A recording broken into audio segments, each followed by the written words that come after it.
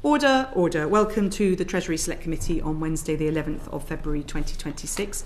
We're here to look at the work of the Treasury, and I'm delighted to welcome over two panels actually, because we have a second panel of the DMO, the Debt Management Office. But for our first panel, we have from my left to right, Jim O'Neill, who's the Second Permanent Secretary at His Majesty's Treasury, James Bowler, who is the Permanent Secretary at the Treasury, Beth Russell, who's another Second Permanent Secretary at the Treasury, and Gwyneth Nurse, who's the Director General for Financial Services at the Treasury. So welcome to you all. Last year we were in Darlington, so welcome to London, Ms Russell. Today we're here. I just wanted to ask Mr John Grady if he had a declaration he wanted to make. I am Chair of the APPG on Qatar, which will be relevant for the second hearing we have today, Dame Meg. Thank you very much. And Mr Bowler, as you've had a long career in the civil service, and we're now hearing that the civil service is looking back through all papers related to Lord Mandelson right back to the years of the last Labour government, the early years of the last Labour government. Did you have any were you ever working with or for Lord Mandelson? Thanks, Chair. So I wasn't working directly for Lord Mandelson. I've been a civil servant throughout the entirety of that last Labour government, and the closest I worked with Lord Mandelson was in when I was in number 10 Cabinet Office, working for Gordon Brown in his private office from 2008 to 2010, when I think Lord Mandelson was Business Secretary. Do you want me to say anything? I was just wondering if you had any awareness of what's been alleged. I mean, obviously it isn't sub judice because there's no arrest. Yeah, I mean, so I think it probably is worth saying that the Met Police have launched a criminal investigation over alleged misconduct in public office. So myself, the Treasury, will provide the Metropolitan Police with whatever information they ask and engage as appropriate. Cabinet Office are leading on that. No, I haven't anything further to say, Chair. Okay, thank you. I'm sure that if that will play its course with the Metropolitan Police as in due course. Now, the last time you were in front of us, we were talking about the budget, and one of the things that was a real focus of that were two leaks. So I wanted to start by talking about the leak of information from the Treasury to the Financial Times, and the Chancellor herself was very clear it was a leak.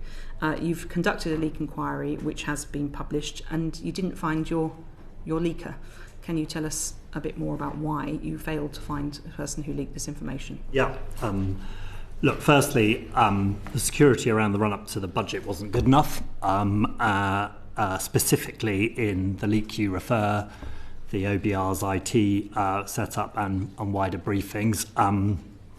We conducted a leak inquiry into a story that ran in the Financial Times, I think, on the 14th of November, and we cleared that was a leak. It wasn't clear it came from the Treasury, actually.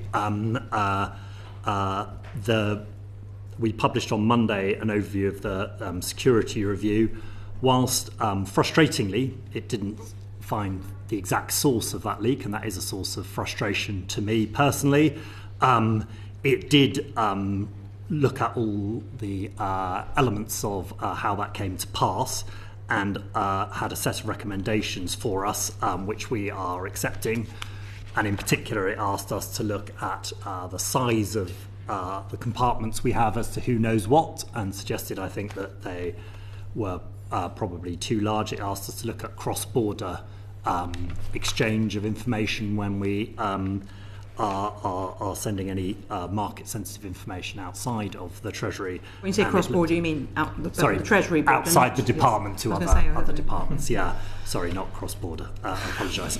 It's a Treasury border. Just a sign of the Treasury's own a sense of its own importance. That certainly not. We are part of the team, but we've taken and set out in the security review a number of really quite stern steps to tighten security quite a bit on the back of that. So whilst it is frustrating they didn't identify an exact source, there is a large benefit from having had the review and the reactions we've taken. How close did you get to finding? Well, it was conducted by the Cabinet Office Security net, so it wasn't rightly not conducted by ourselves. I've seen their report. It doesn't give you a sort of sense of that, but I think they got clearly to the bottom of the reality of what the journalists knew and potentially how they stood their story up without identifying an exact source. And I think the benefit of having the leak inquiry is that a wide number of people would have been investigated, ministers, special advisors and officials inside the Treasury. And just be clear, was it all ministers in the Treasury? It would have been those with knowledge of the particular event. And special advisors, similarly, yes, and officials? Yes. Including you? Not me, actually. I don't know whether I'm deemed to have not shot myself in the foot, but they've investigated that widely, and that in itself has a deterrent effect. But more to the point, and I want to put this on record, Chair, and I hope it comes through in the review we've published. We are determined to learn from the situations that happen in the budget and tighten our handling of market-sensitive information. I'm happy to go into more detail on that. Well, and did you engage the FCA in the course of your investigation? So the FCA, we've been in discussions throughout, and we've sent them the findings. They've sent them the findings both of the OBR's the investigation by the National Cyber Security Centre on the OBR's IT leak, and we've sent them the wider form, so they've got the information they need, and we are. So the National Cyber Security Centre was dealing with the OBR leak. That's right. Yeah, but what about the Treasury? Yes, the FCA the leak of the information that came from somewhere within government. Yes, that's gone to the FCA. So obviously, it's gone to the FCA. So when did you engage with them about that? And we've been engaging with them throughout the process. So we were engaging with them before, and we engaged with them in the pronouncements we made before Christmas, and then they have they requested that they see the product of what we've done, and we've given that to them, and obviously they're independent from us and they can take their own views as to what they want to do going forward. Okay, and then did you know how often you and your officials met with them during the investigation? Well, I think this is not the OBR. This is the one that the FCA. The FCA, yeah. Well, this is about not the OBR investigation. Just to be clear about the Treasury. Or other parts of government. So I think to be clear, we iterated with the FCA, who I think wrote to you before Christmas. Indeed. They said they wanted to see the product of our review, and we've sent them the product of our review, and any action they might want to take lies with them. So it hasn't been a hugely iterative process, because we just finished the review and we sent it to them. Well, just be clear, because you highlight that they wrote to us. This was on the 3rd of December of last year, and it's just to be clear what it says. It says first, partway through the letter, first, our role. We are the competent authority in the UK for market abuse. This includes the offences of unlawful disclosure of inside information and market manipulation, as described in Articles 10 and 12 of the UK Market Abuse Regulation. Further, they go on to say we support public bodies by helping them understand how to consider whether information they hold amounts to inside information and how they should handle this. And we publish guidance to assist and provide training. And then they highlight the concerns that are being raised with them from the Autumn Budget 2025, and that includes briefings by ministers and government officials that were misleading and may have amounted to market manipulation, inappropriate placing of market-sensitive or inside information into the public domain through government briefings or leaks. And then they highlight the early release of the Office for Budget Responsibility information. So the Cabinet Office did its work. Yeah. And at which point did they involve the FCA gave you permission for that to happen without their engagement? Sorry, I'm probably not explaining myself. The National Cyber Security Centre looked at the OBRs thing and reported. The Cabinet Office did a leak inquiry, and then the wider report sets out what we're going to do about things more generally. To your point, the FCA can help public bodies, and it does, including the Treasury, set out how it can best set itself up to do that. So we've sent the report to the FCA, and I think their engagement will follow. But the report mentions the Bank of England, but not the FCA. Is there any reason for that? So there's an important reason, which there's two important reasons. One, that the FCA will be interested in, We in particular, we look to learn from how the Bank of England handle their market-sensitive information to see if there is a case where we can up our game on that. So we did so. And secondly, we are working with the Bank of England on a protocol whereby, and this I think this is important for future things, is were an error to be made akin to the OBR's IT error this time in the future, I am keen, and the Bank of England are keen, that we are clear that there is a protocol. So that's on what slightly you do different with to what I was asking. So this is but the bank was mentioned in the report, but the FCA wasn't. The FCA has got a very clear role on the handling market-sensitive information, as I've just read out from their own letter. So I'm just you were talking to the bank, but not to the FCA. I think the FCA are going to consume our report and give a view on it. If they've got sensible things they feel that we should be doing that we're not doing, we'll gladly. Are you expecting the FCA may now, and we wait to ask them, conduct an inquiry into market-sensitive information? That is entirely up to them.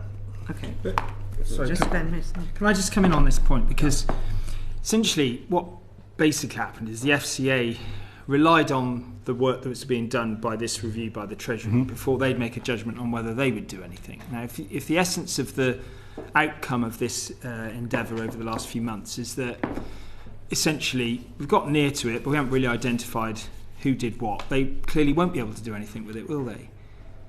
Well, look, so there was an inbuilt. No, I think that I don't think that's right. Okay. So to start with, well, as they say, they're looking at several things as you listed. So there's the OBR IT leak, where we've been very, very, very specific forensically about exactly what happened and the implications. Again, the information is there for you and everyone else to see, and we published the report in full. On the leak inquiry, that was done by the Cabinet Office, and they've set out the things there. We've got no qualms in sharing any of that with FCA.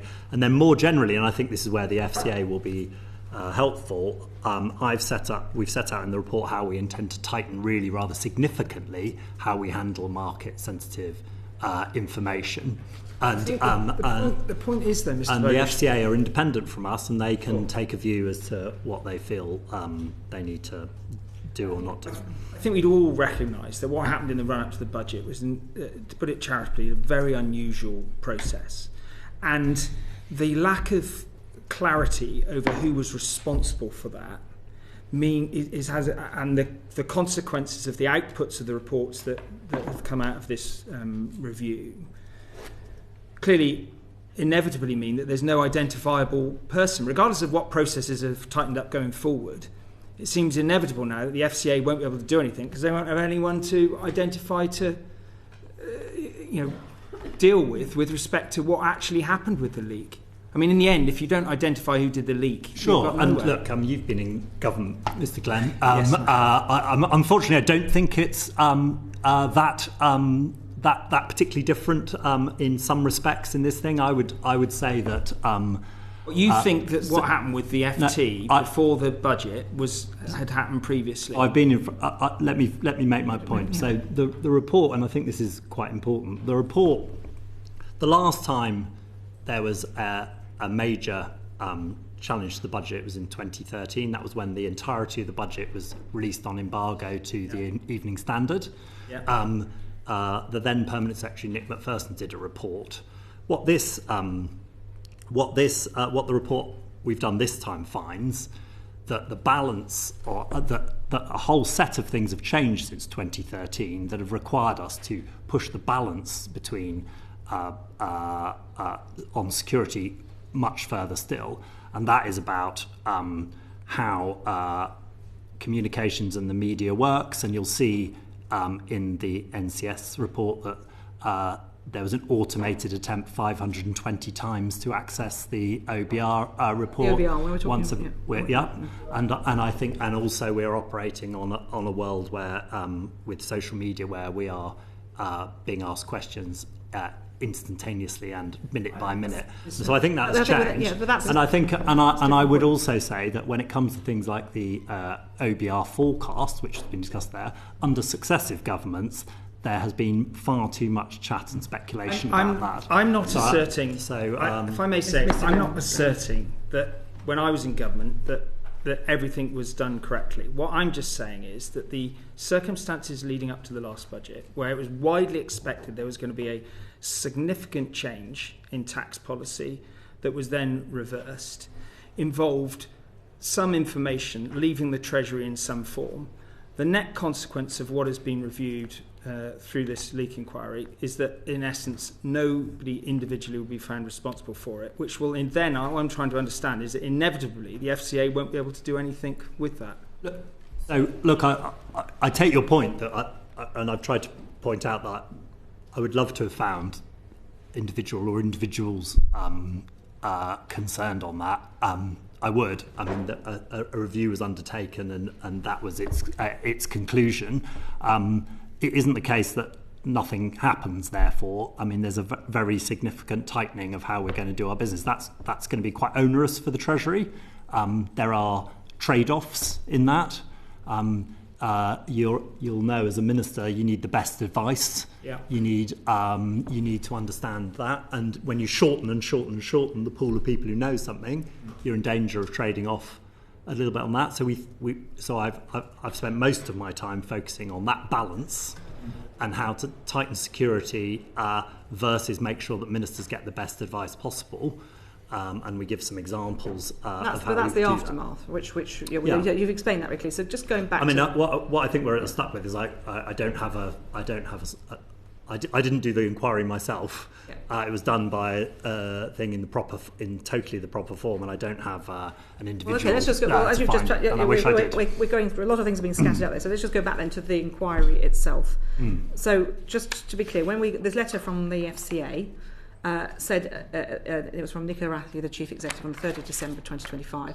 We have requested details of this work. That's the inquiry that the Chief Secretary and the Chancellor had announced.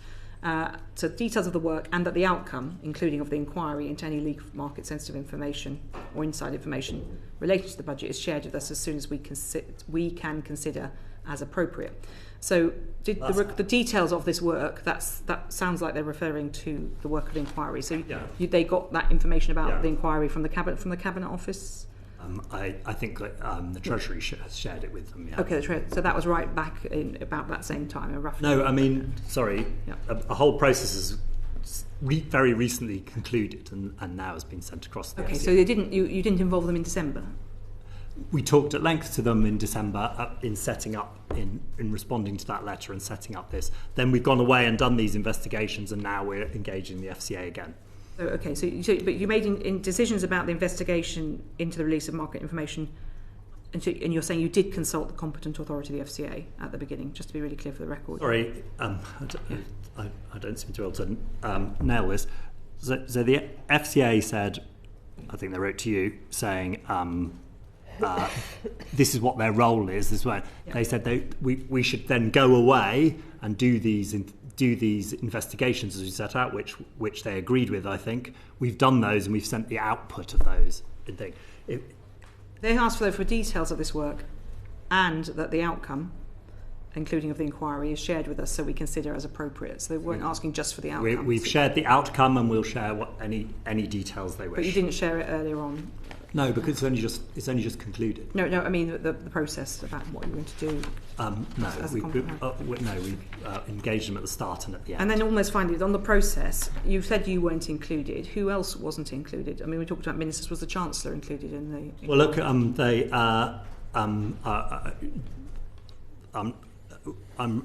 it's done by the Cabinet Office. I'm not supposed to give details of exactly how they work and how they do, because it might prejudice their abilities to do this in the future. But everyone who had access to the information that they thought relevant was part of that thing, and that was quite a wide group of people. Were you surprised that you weren't interviewed? Yeah, I was a bit. Okay, and I mean, there's that. And they usually have you been interviewed for leak inquiries in the past? Many times. And they just decided that you yeah, I mean, look, it's not. I mean, as you might imagine, I don't investigate myself. Okay, so you don't know anyone else who got special treatment? Well, I don't know whether it's special or not, but no. I mean, look, this was done. So the way these things work is a Cabinet Office National Security team does this inquiry and reports back to to myself and the Cabinet Secretary, and it's worth saying the Chancellor initiated the leak inquiry, asked for it. Yes, indeed, and as the Chief Secretary on the floor of the House. But I mean, do you think maybe that there's an issue here? It looks the one bit of government is marking their home or checking on another bit of government. Was any consideration about bringing the Metropolitan Police? The FCA weren't involved at that point. Yeah, they can. The Metropolitan Police. That can be a decision. Which is taken out of the Cabinet Office. Unfortunately, I mean, I think it's quite important, the principle that you don't investigate yourself for obvious reasons. Okay. Well, we may want to have. I think we may want to consider having the Cabinet Office in, maybe even for a private briefing on this. We'll consider Mr. Glenn, Mr. John Grady, and Mr. Grady. Thank you, Meg. Just a couple of follow-up questions. So, I mean, do you understand the mechanism by which this information was leaked? Was it electronically? Was it in person? So they've looked into that and they've reported back, and they haven't found who and how it was leaked. I think they've. That would suggest that within the Treasury or within the pool of people who had access to this information, that there were evidential gaps which meant you were unable to trace how it was leaked. So people deleted messages or whatever, or didn't keep a proper diary of what they're up to. That might well be the case, and there's obviously some wider guidance to civil Mr. Bowler, with respect, it must do, because we've got a serious leak and we cannot trace who leaked it and by what mechanism. So this is a fairly difficult inquiry. So with that in mind and with your review, what is the Treasury and what is the government doing to make sure that next time round there's a better audit trail, so things can be reviewed, so that we have more chance of identifying who is leaking this information? So if you look at it from my constituents' point of view, if I say work in a hospital, I've got to respect patient confidentiality, but also I might be worried about things like defence. And I'd rather the government wasn't civ-like in this context. So what steps are being taken to get a better audit trail? Yeah, so I'm glad you asked that. So we're going to have a completely discrete way of treating market-sensitive information, have a new classification for it, and the IT we will now use around that will be entirely traceable. And what about people's phones? Will they have to safeguard their messages during kind of market-sensitive periods so they can be inspected by the information, so that they are inspected, but and there's general guidance on that, which doesn't come from me.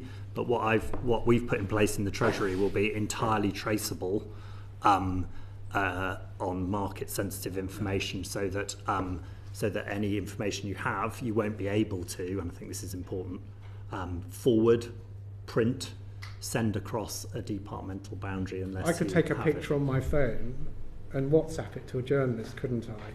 So will people have to keep their messages during? Yeah, I mean, look, I guess I'm trying to be. I think we've taken really quite significant and severe steps to increase the security. Am I sitting before the report says, and am I sitting before the committee going, we've now eliminated the ability for people to engage in this? No, I'm not. So I mean, I don't know what the IT would need to be to stop you taking a photo. In financial services, I'm sure Ms. Nurse would concur. I mean, there's really strict rules about what device you use, how you keep the record of information. Yeah. And it sounds like there are those sets of rules for civil servants and government on personal phones as well. Personal phones as well. Yeah, and I think investigations aren't just limited to private phones. I'm just saying that I've done what I've done from a Treasury point of view, and there's wider rules around that. I do just want to stress, because it's taken quite a lot of time to design it, and it will be quite onerous and it will be quite a big change, that that how we intend to now use market sensitive information and the IT we're going to put around it is the stiffest I'm aware of, and I think will make things very different. It'll also be absolutely clear that you can trace, which I think has perhaps been lacking in to date, who looked at what information when, and where, and which I think is very important, particularly if you're trying to signal in on who said what to whom at a particular time.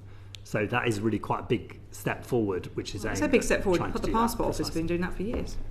They have a whole system. If someone looks up James Bowler's passport 5 times in a month, because it's probably not likely they need to do that, then they... Well, some of the IT we're using hasn't been available for years, so I don't know what IT they've been using. Oh, I mean, just that was a very long time ago they were doing that. So I think Mr. Gregg had one more point. One last question. I mean, evidently you've been looking at this closely, but evidently I think we've identified some concerns that there may still be gaps. Have you consulted with experts in the MOD about the safeguarding of confidential information? Well, we've consulted with national security people inside the Cabinet Office who themselves speak to the MOD and are the government's experts on handling nationally secure information. So I think we've tried to get the best advice we can in it, and you're seeing the product of that. And of course, I did an oversight. Has that advice been followed to the very letter, or are there any elements of that advice that have been discounted? There has been no elements that have been discounted. And I should say that a very big part of what we've done in the review is use the National Cyber Security Centre, who both did the review into the OBR IT leaks and sat on an overarching board on the review itself. And they are...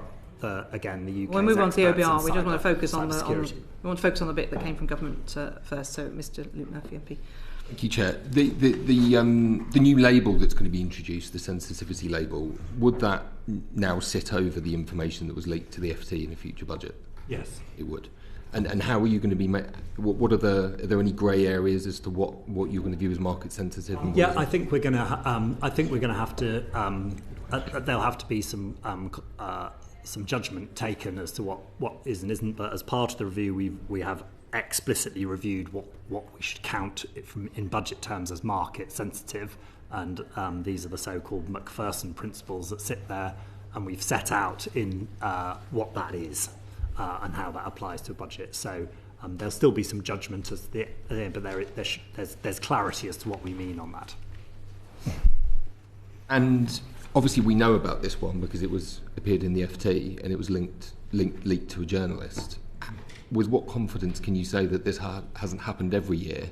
It's just been leaked to someone that could have been using it for manipulative purposes in terms of making money from it, as opposed to one that's been linked to the FT. Is that a concern? Yeah. Look. I mean, I absolutely want to be realistic with the committee. I think for too long there has been, potentially way too much speculation and chatter in the run-up to a budget. Now, I've defined in the report where it's totally fine to be setting out what may or may not be, what you may or may not do in the budget, but I've also defined what you absolutely should not be doing on that. And I think for too long, under successive governments, that has been too loosely applied to. So I guess the straight answer to your question is yes, there has been. Yes, there has been. This is not a one-off incident. So with the new procedures, how confident can you be that the person who leaked it this time to the FT would be caught under the new rules? So it says explicitly in the review that we can't reduce the risk to zero. So I don't want to, again, suggest otherwise. Do I think that this will be the last? And by the way, I've been in front of this committee a number of times on budget security over the years. Do I think this is the last time we'll discuss it? I'm afraid not. What we've done is to make the way we handle information and how we go about finding that information significantly harder. In doing so, I have to strike a balance between my department being able to deliver a budget and ministers getting the best advice they possibly can, against going so tight on security as to be able to do that. And we use the example in the report. So one of our really good features of a budget over many years is our distributional analysis. I'm using this as an example to illustrate my balance point. In the distributional analysis, you have to know every single policy in the budget, and you then look at what its impact is on different sectors, different income distribution. We're going to have to judge when and how many people see all the policies in a budget, which will all be compartmentalised to much smaller named lists, to be able to do that analysis. It's my judgment we have to and should continue to do that analysis. If I went really, really tight on security, we'd just stop doing it. I think that would be to the detriment of the budget process. But I hope you're seeing the balance we've got to strike here, which I think is quite an interesting balance. My judgment is since 2013, because of the now industrial scale interest from the media, social media and all its forms in what we do, I'm now moving that security quite a bit stiffer. But I need to get to a place where we can, that isn't so onerous on staff and what we're going to do, as to make giving ministers the best advice to do the best policy, and the department. We've got being able that to point deliver clearly. its Thank you. Just finally then, but beyond the media and to the risk, there's still there being a risk of someone quietly leaking sensitive information for gain. Yeah. Is there any additional monitoring you do to try and identify? Because it's quite obvious when someone leaks to a journalist, it appears in a newspaper. Yes, indeed. Well, and I think, all of this will cover it's not just media focus, it's about handling market-sensitive information properly for all those reasons. And actually, your issue is more relevant, I think, to the OBR IT leak in that regard, in terms of we're going to get on to the OBR in a moment. Just to be clear, though, you had knowledge, obviously, of presumably the whole of the content of the budget. Yes. Including the potential change on income tax policy.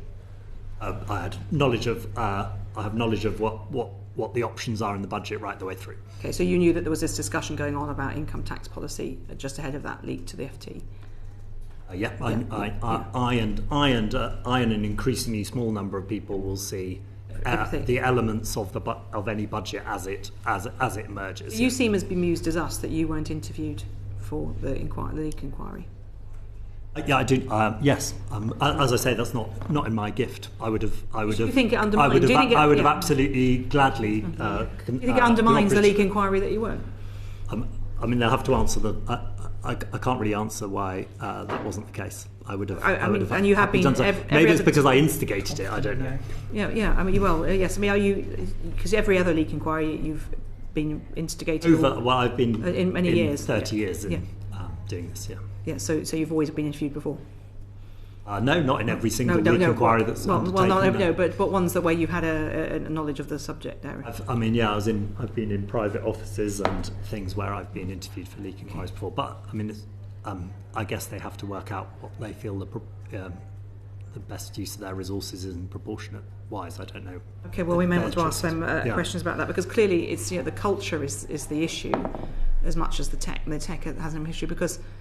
It's worth highlighting. I very much agree with you, the culture of how you handle market-sensitive information. So on the culture of leaking, we had the inquiry into the leak in the Treasury and into the leak in the OBR leaked to the Financial Times before they were supposed to be published. So we've had a leak into a leak of a leak inquiry. It's getting a little bit... I don't know what... The irony on that is not lost on me, Chair. So are you going to do an inquiry into that leaking? I'm not going to do an inquiry into that. It's a relatively innocuous article where we decided that the best bet was to publish our inquiry. Do you think it was a leak, or do you think it was a good, informed journalist? I think it's pretty innocuous. Innocuous. But do you think it was leaked, or do you think that the journalists were very clever, able to... I think it talked about in fairly broad brush terms. Okay, well... How we respond. Very quickly, Mr. Wade. Just a tiny question, Mr. Bowler. Short. I can see that there are minor leaks and big leaks and things in between, but culturally, is it attractive to have a situation where even a small leak isn't followed up at present? You've got this new process.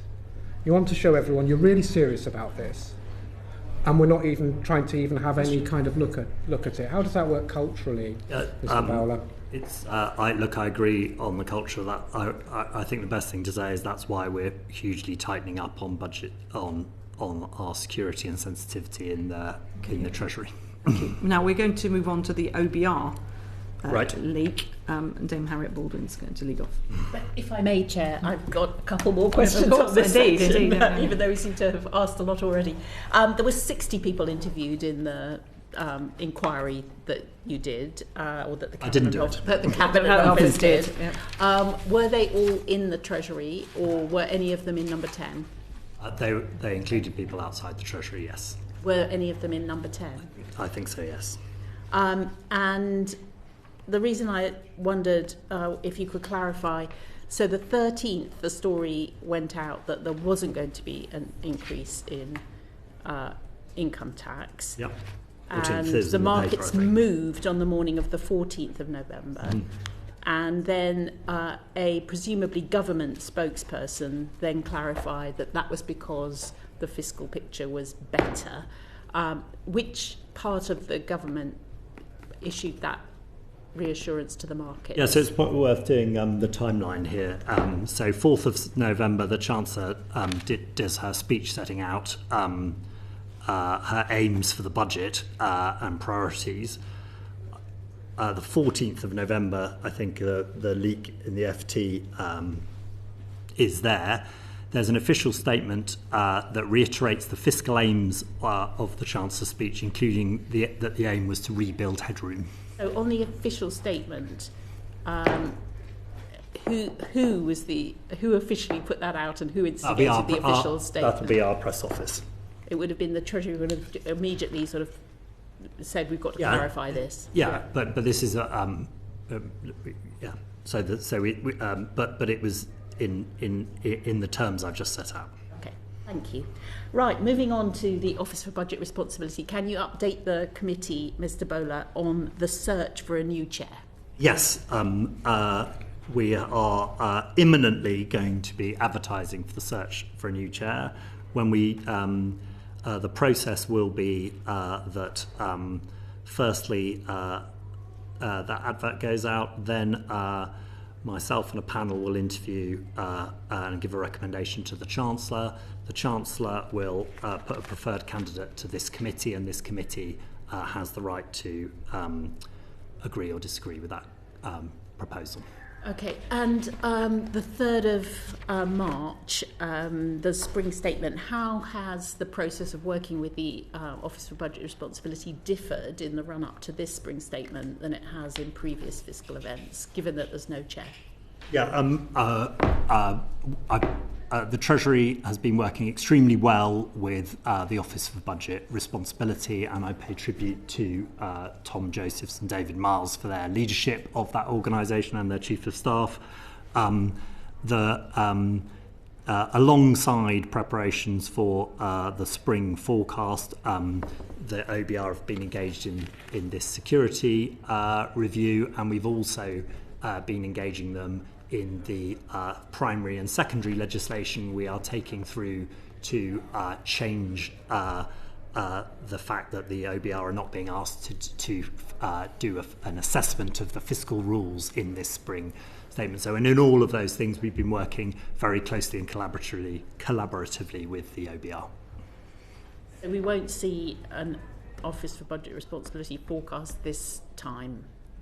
No, you'll see the full forecast. You'll see the absolute full forecast. You'll see 5 years of economic forecast and 5 years of fiscal forecast. The only change is they are not being asked to do an assessment of the fiscal rules in that, and that is there's a draft Charter of Budget Responsibility out, and that will be debated in the House before the 3rd of March, and there's a clause in the Finance Bill that changes the rules there. But for clarity, and this has always been intended to be the case, you'll still be able to see what the fiscal forecast is, and you'll still be able to see the aggregates on which the fiscal rules can be judged. The purpose of this, which I think is a very sensible one, is to bring some stability to policy making in the budget, and therefore have the main event of policy making in the autumn at the budget, and then just have the forecast as it is at spring. So will we see an assessment of the headroom? You'll see the headroom. You won't see the OBR used to in their EFO give a sort of percentage chance of meeting the fiscal rules. They no longer have to give that assessment, but you will be able to see the number for the headroom, yes. Okay. So from the point of view of the Treasury, it won't be the Treasury itself doing the forecasts. It will it hasn't been since 2014. Body doing it will still be an independent yes, body absolutely. Doing this March forecast. The only change is that assessment of the fiscal rules, which is not an enormous structural change to how we do things. The forecasts of the economy and public finances will be entirely and independently done by the OBR. Thank you, Chair. Thank you very much, Dame Harriet. Yuan Yang MP. Thank you, Chair. Can I just clarify, Mr. Bowler, will the OBR be producing an assessment of headroom at the end of the forecast period then? Yes. And so the only difference is that they will not be giving us the confidence intervals for that? Yes, I mean, you'll have to see how they do it. But and if you want to set it out, we've set it out in the Charter of Budget Responsibility. It's in draft. There will be a chance in Parliament to change that, and it's also in clause 251 of the Finance Bill. Sure. So, I'm sure that all of us on this committee read the full pages of the whole OBR report and every chart and statistic that comes out. But for most people, for most of the public, even for many journalists, they will simply look at the single figure assessment of headroom rather than the confidence intervals. Yes. Does this mean that there is really effectively no real change in communication? So look, yes, virtually everything is as it was, and right. the signal is as much about wanting stability and this event not to be changing for lots of reasons. Stability from a macro sense and stability from a micro sense. And I've said a number of times before this committee, I don't think it makes sense to change tax policy fundamentally twice a year when households and businesses are just trying to work out what the last thing is. So we think this is the right idea. Lots of people have proposed this is a way forward. The OBR, the OBR have agreed and are working with us on how we do that. So this is a consensual process. If you compare the experience of a member of the public or even a member of the financial media from the last spring statement to this coming spring statement, virtually nothing will have changed in your view. But if the assessment won't be there. The thing I would quite like to take up is I don't think people should focus entirely and solely on the headroom in year 4 or 5, which is a wider point. People do. They absolutely should do that, but there's a whole lot of other things going on, including the fact that we are due to consolidate really quite significantly in the years ahead of that. And I think the UK is alone in this focus on one number in several years' time. So I'll chuck that into the committee. And I fully share your frustration about that fact. But given that even the confidence intervals will be taken away, surely this means there'll be more focus rather than less focus on that single point estimate. Well, I'm not trying to totally belittle the headroom point. Obviously, it was one of the major focuses of the budget 2025 to increase that headroom, and for very good reason, and hugely supportive of that. And we increased that headroom precisely to show the markets and anyone else that we had more room for manoeuvre against our fiscal aggregates, and therefore needed less micromanaging of them, and therefore could have a spring forecast with less need to intervene in it. So it's an important one. I was making the sort of economic point, and I know you've heard from many people. And coming out of the experience of the OBR leak inquiry that my colleague Dame Harriet mentioned, will the Treasury be changing the nature of your engagement with the OBR going forward? For example, the number of different rounds of information passing to and from, the number of forecast rounds and so on. So you're seeing. You'll see that we put out a draft. So the OBR's remit, we put out the new Charter of Responsibility, and the only change in it is this judgment on the assessment of the spring, and we put out the clause in the Finance Bill where again the change is that. So the OBR remit remains the same. We continue to work really closely and collaboratively, and I was in preparing for this committee, I was pleased to see comments from Richard Hughes and the Chief of Staff and others about what they think that relationship is, including to the Lords Economic Affairs Committee. And you look, if there's ways to improve things, either coming from the OBR or ourselves, we talk about those and can agree them. But the Charter and the law is there for you to see. Thank you. A couple of quick operational questions. One, the OBR is no longer going to publish its forecasts on its own website, but on the .gov.uk domain. Right. Is work on that going ahead as planned? Yes, so there's two elements to that. Just briefly, I know, sorry, we should do quick fire, but so they will publish on the Treasury's gov.uk thing for the spring, and then they will look to consider, I think, their own domain in gov.uk thereafter, which is about pragmatism and timing, and is the recommendation of the National Cyber Security Council. Work is going ahead sensibly on that, yes. Thank you. And secondly, you mentioned to Dame Harriet that the job advert will be going up in the near future for the chair of the OBR position. Right. That has been unfilled now for 2.5 months. Why has it not gone up already? So it was always going to be the case that David and Tom were doing the spring statement, and we should be the two other members of the Office of Budget. Sorry, yeah, the other two members of the BRC, yeah. That was always going to be the case. So we remain on track to appoint a new chair in time for the budget, and there's no particular reason why it's saying so. I'm keen to get on with that. Thank you very much, Ms Yang. I should just stress that we are doing our own inquiry into the future of the OBR, and we have the two former chairs coming in front of us on the 25th of February. Oh, good. Could I say one thing which is important to say at these occasions? But the Treasury official level and ministerial level could not be more behind the role and independence of the OBR as an institution, and it's very clear that in an interesting geopolitical world, our institutions never been more important.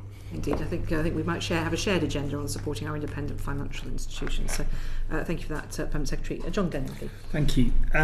Could I turn to the staffing in the Treasury? Yeah, certainly. Conscious, Mr. Bowler, you've been sort of talking for most of the last 50 minutes. Please feel free if you need to give it to one of your colleagues. My colleague Beth Russell might help me here. But sorry.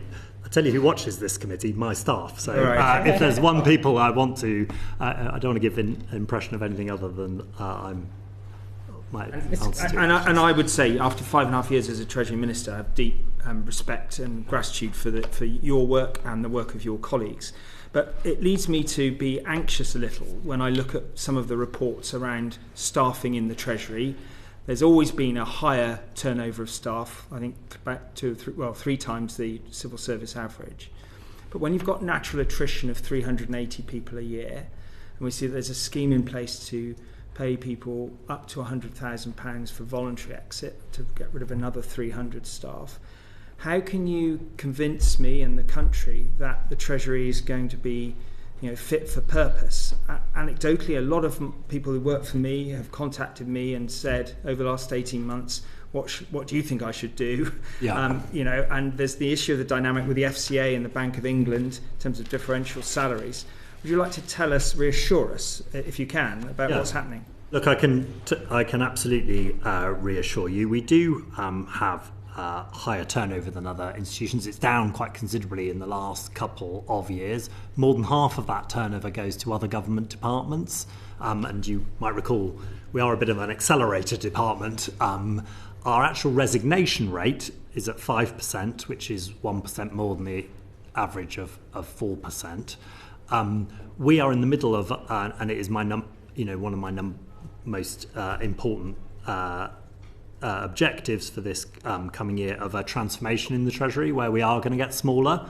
I should reassure you that we're going back to our sort of pre-COVID size. So we do expect to reduce by just over 200 people, and we will use a voluntary exit scheme in common with almost most other government departments at the moment to achieve that. We are going incredibly carefully as to how we do that. So, for example, I think we are the only department who is saying the scheme isn't open on balance to our highest performers. And we're doing that because we want to retain talent. And obviously we're talking with our staff all the time. it's going to be accompanied by a vision that we can talk more about. And whilst we have very clear budget constraints at the moment, we also think and are open to everyone, including our staff, that a slightly smaller Treasury can be a better Treasury. And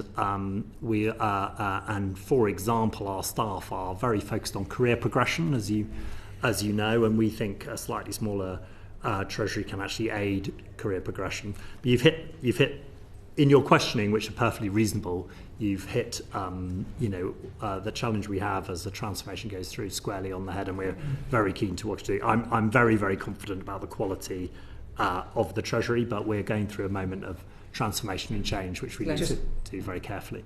Okay, thank you. I had a constituent who wrote to the local paper saying that in years to come that most of the Treasury will be hollowed out by AI. Can you tell us how you see AI working to create efficiencies? Maybe At this point, I might. As you can see, I'm nothing but an expert in AI. But no, I mean the best thing about our young Treasury is they're full of using AI. Right. Well, Beth Russell, who obviously based in the Darlington. So obviously the Treasury is not an operational department like a lot of other large government departments. We do have some operational aspects of our work, which we are particularly looking to use AI to change and improve. So things like correspondence, things like our Office of Financial Sanctions casework. I think we're the first department to have an HR chatbot. So in our operational processes, we're already using AI.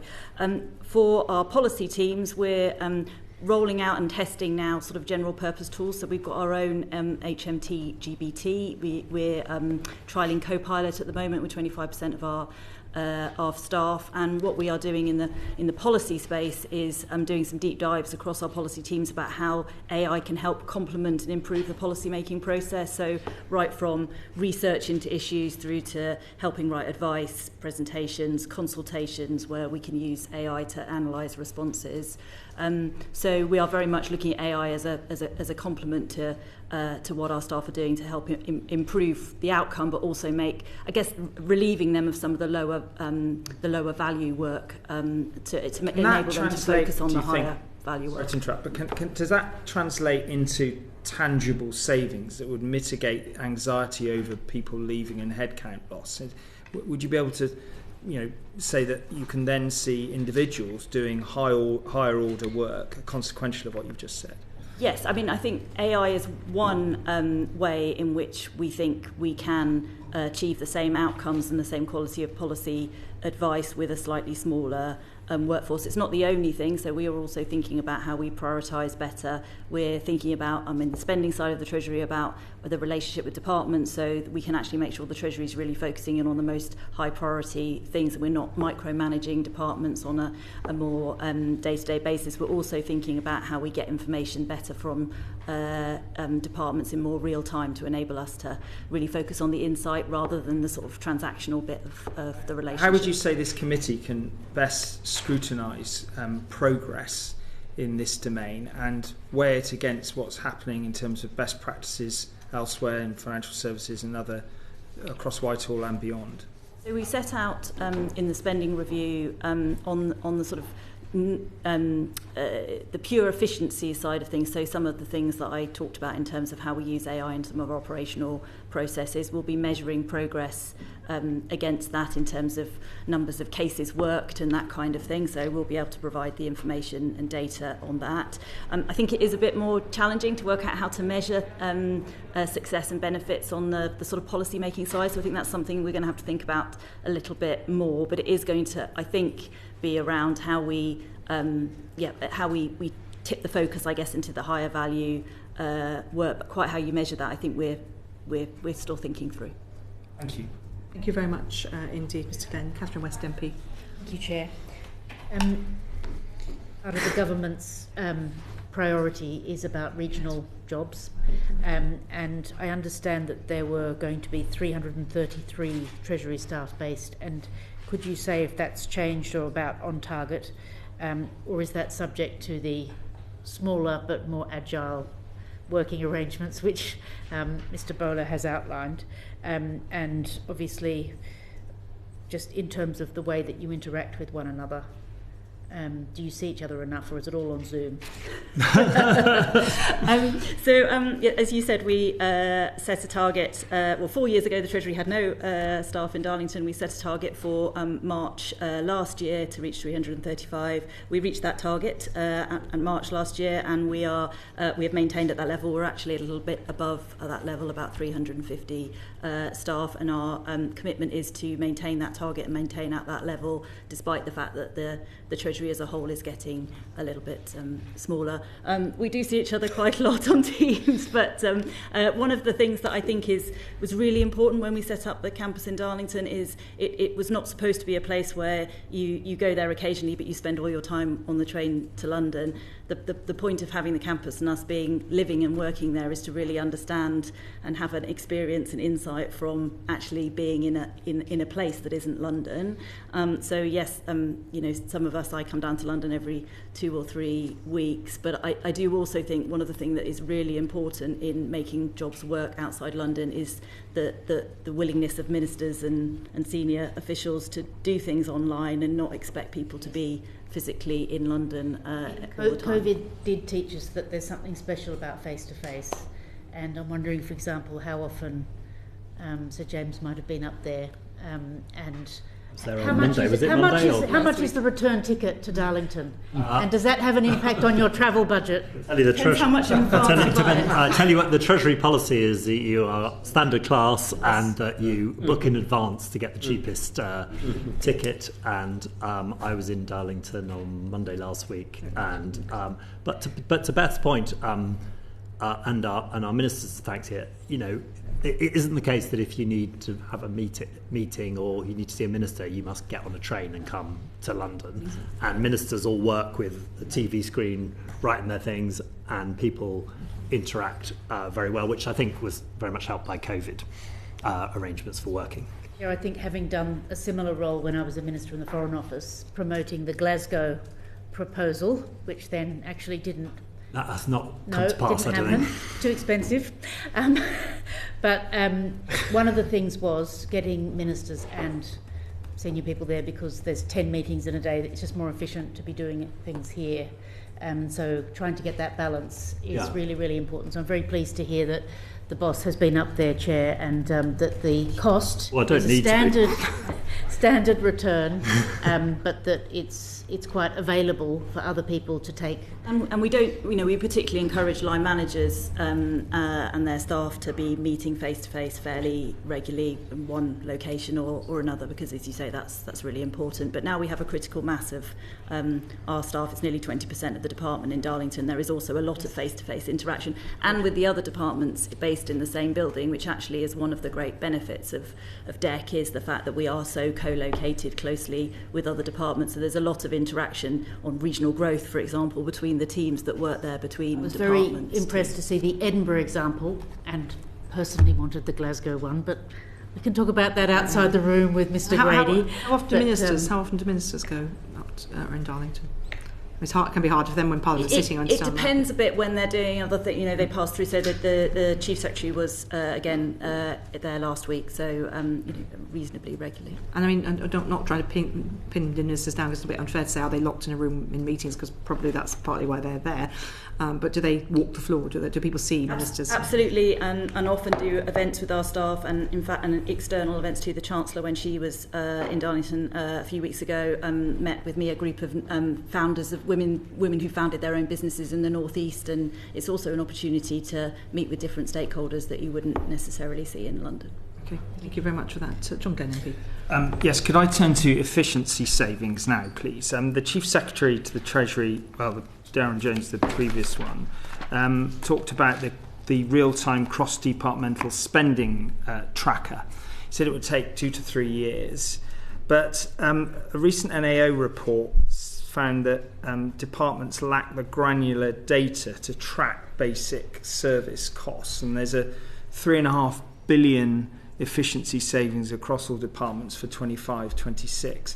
Could you help us understand how that's going to work in that 2 to 3 year time frame? Maybe I'm confusing two things, but can you sort of give us some more detail on how the tracking mechanism will work and how confident you are around achieving those savings? And just so I can get it all out and then you can respond, how can we be sure that this money that's efficiency savings is cash releasing money rather than staff time saved through AI and automation? Because most people hearing these things, great, we're going to save this money, we're going to redeploy it somewhere else. So it'd be helpful if you could explain what's happening in that proportions of that.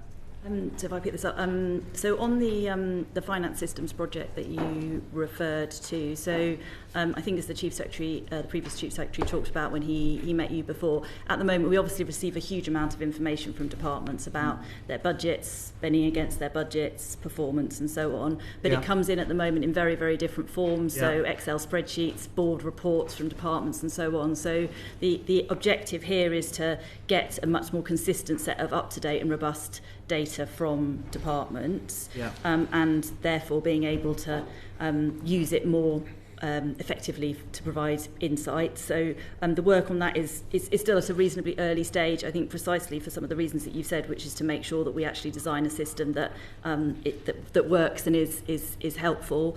So we are in the process of putting together a business case, understanding what users in the Treasury and departments would find most helpful, and then also talking to the market about what the market can offer. And that business case will be worked up the first half of this year, and then as the previous Chief Secretary said, I think we're aiming for this to be something that could be delivered in 2027. But the primary aim there is about the flow of information from departments to the centre, and then being able to use that in a more consistent way. On that, I mean, I think people watching this will probably think, gosh, in a business or in another context, even a quite sophisticated corporation, a global corporation, sort of managing the flow of money between departments and so on, should be quite achievable. How would you reassure us that you're doing this at a speed that is the best you can, and that this isn't something that could be done much more simply? A lot of people in politics at the moment are saying, just bring in people from the outside who know what they're doing.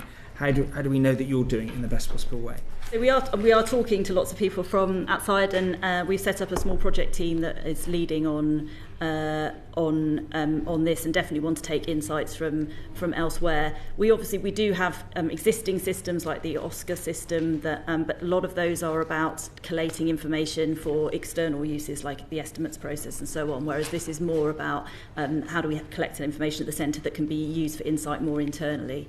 But we're trying to get the balance right, I think, here between not rushing just to design and deliver something that then won't be future-proof for the future, and also how we use AI as part of that as well. I mean, as a former Chief Secretary myself, I seem to remember talking to individual cabinet ministers where their senior officials in respective departments would condition the numbers with lots of qualifications and ways that made it was very difficult for the Treasury team to sort of penetrate.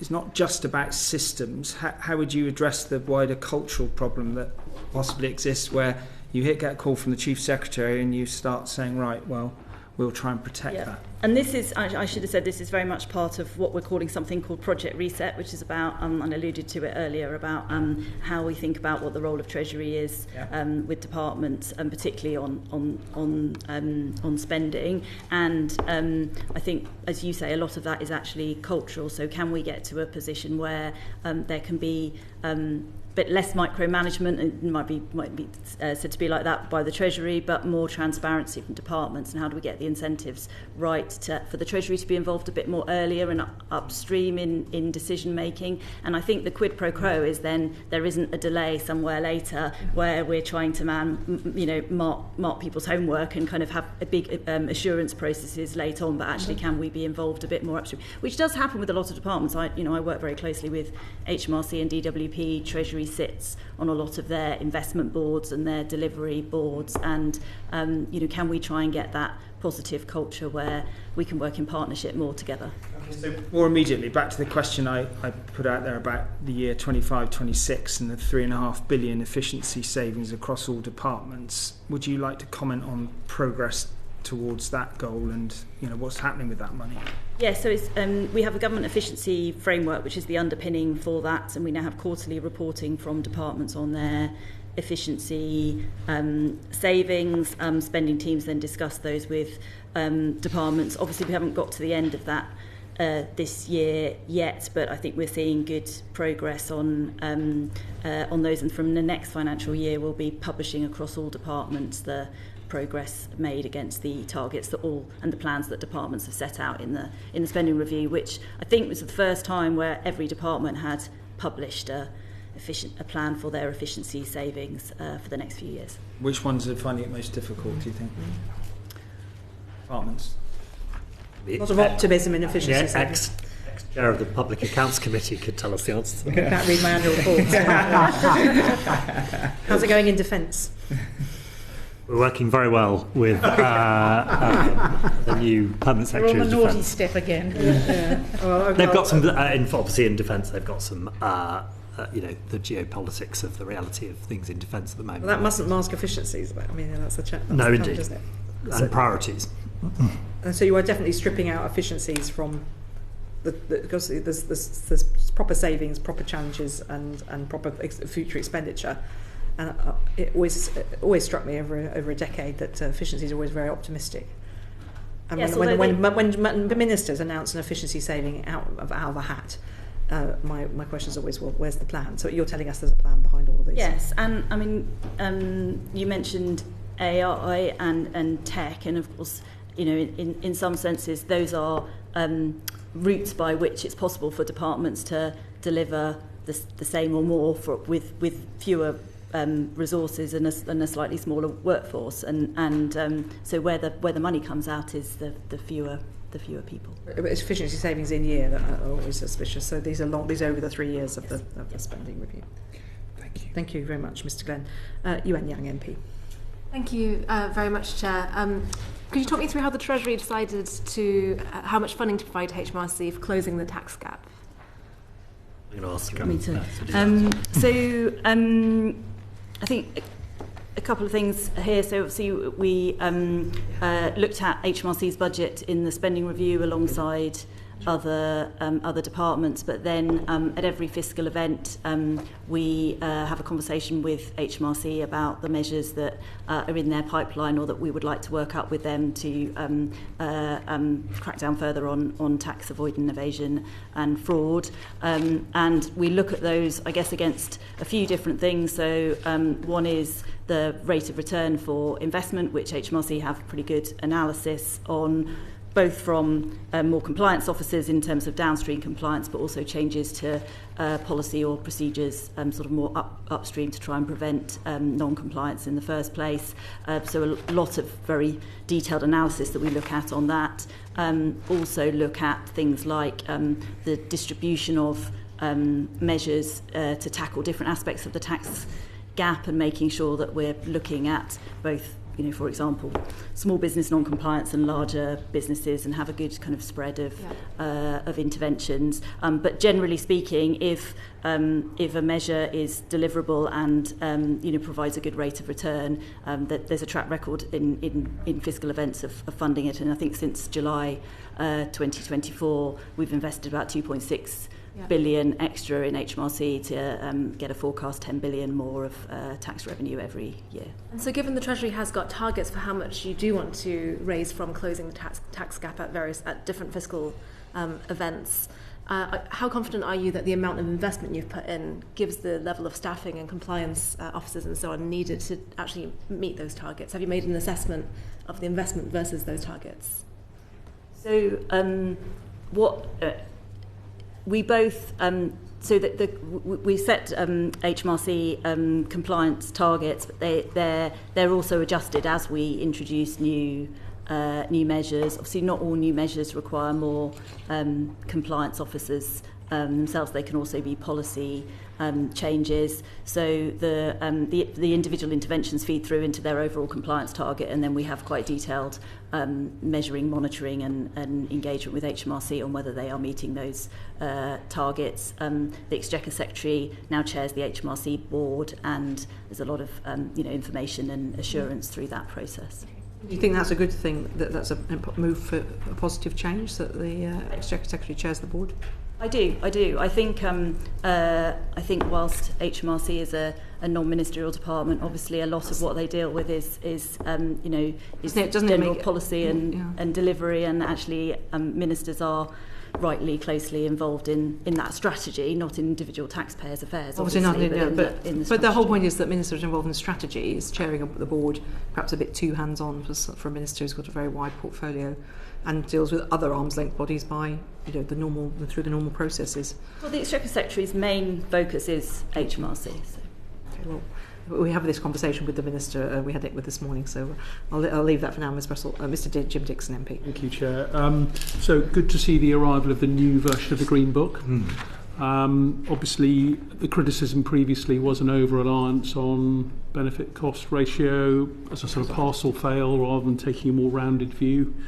The Chancellor said that she thinks it may well unlock billions in investment for the North, for instance. What would you see as success looking like for the new Green Book, and how are you going to monitor that? As you've said, I think the overall aim here is to get the best and most rounded assessment of both benefits and costs for ministers to be able to make decisions.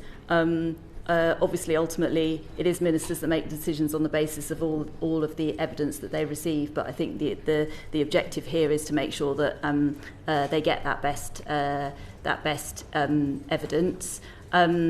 I think a lot of this is going to be about monitoring and looking at individual business cases as they come through. So one of the other recommendations in the Green Book review was that we were going to publish much more routinely business cases, so there's much more transparency about what those business cases say and then the decisions made on them. The other aspect of the Green Book review and the work that we've done over the last 18 months has just been getting a huge amount of feedback and engagement from external commentators, but also particularly from the mayors, the mayoral combined authorities, local government, and I think that will be a big part of how we measure success, because this is ultimately, I think, about making sure that people feel that their investment proposals have had a good hearing, and regardless of the end decision. Particularly pick out the place-based business cases where you can have multiple projects going in for one decision. I think that's particularly relevant for regeneration, and I think that's quite a big change and could therefore have quite a big impact. And would you see that resulting in a geographical shift in the pattern of investment as a result of changing effectively the criteria by which investment gets approved in the Treasury? Well, I hope it's not a zero-sum game, but taking away from other areas. But yes, I would expect that to allow investment to more investment in areas where the overall aim is to improve the place to be able to be a positive. And the other thing that we are trying to do much better is to be able to understand the geographical spread of spending, both at spending reviews and then when departments allocate out their spending after spending reviews. So that will be one input as well to understand the success or not of shifting spending. Thank you very much, Mr. Dixon.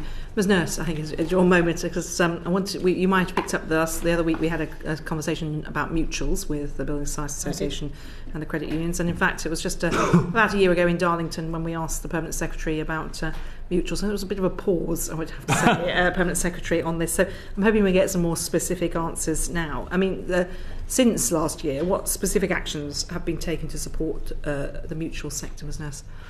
Sure. So we are engaged in a multi-year programme across the mutual sector, and the Chancellor set out quite a lot of this in her first Mansion House speech, and we've been pursuing it ever since.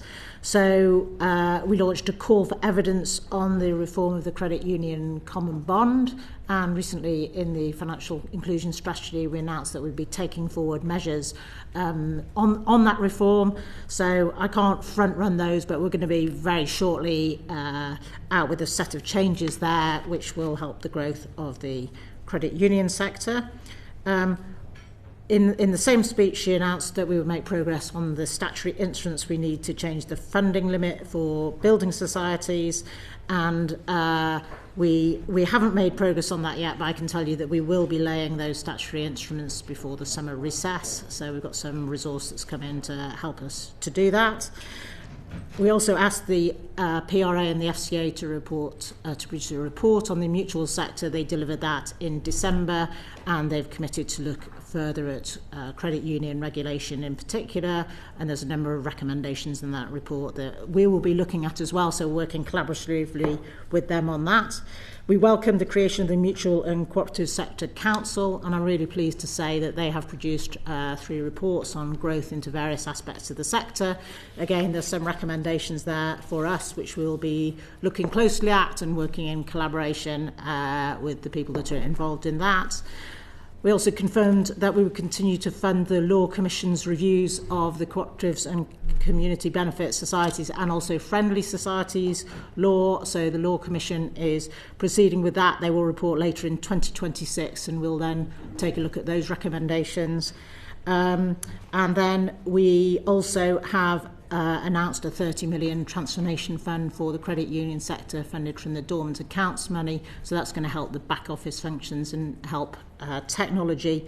And we've certainly, picking up a point made by Right Honourable John Glenn, we've looked at the lessons of the 38 million project that was previously run, and we're not going to repeat the mistakes of the past. It wasn't mine, though, was it? It wasn't pre-me. It was pre-you. It was pre-you. Nice to know you're listened to, Mr. Glenn, in the committee, so that's been heard. So we're trying to look at this holistically. There's something in there for all the various aspects of mutuals, and we're certainly very committed to taking this agenda forward. Well, that's good to hear, because obviously I'll come to some of the specifics on legislation in a moment, but the aim in the part of the government's manifesto was to double the size of the mutual sector, so that's one across the whole of government, but I'm assuming you take that as a doubling within the Treasury, within the financial services sector, yeah?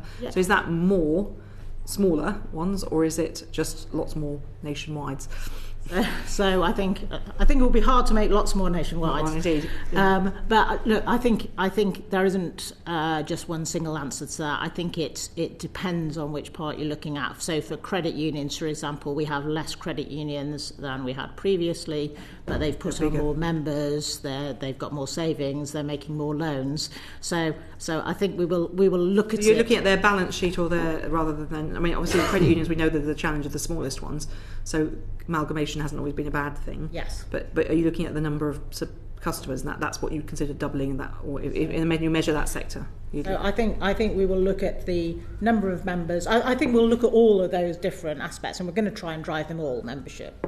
That's all. That's great. But then, how are you going to measure success? So if you're going to say, well, so you're saying, seems to say in the credit union sector, you're looking at the numbers of people.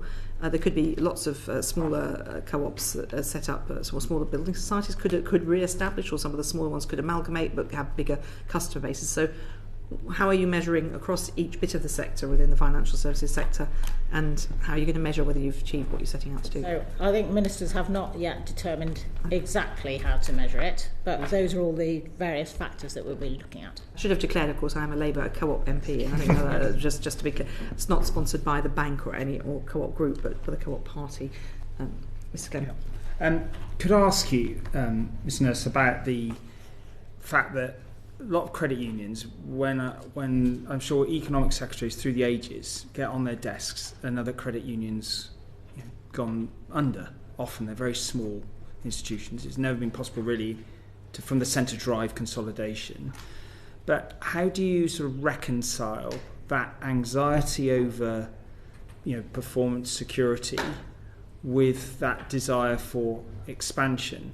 And the second part of my question, we've got brilliant initiatives led by the Treasury on things like Help to Save, where credit unions could collaborate well with government initiatives. I wonder if there's anything you could say about the role of the credit unions in that regard.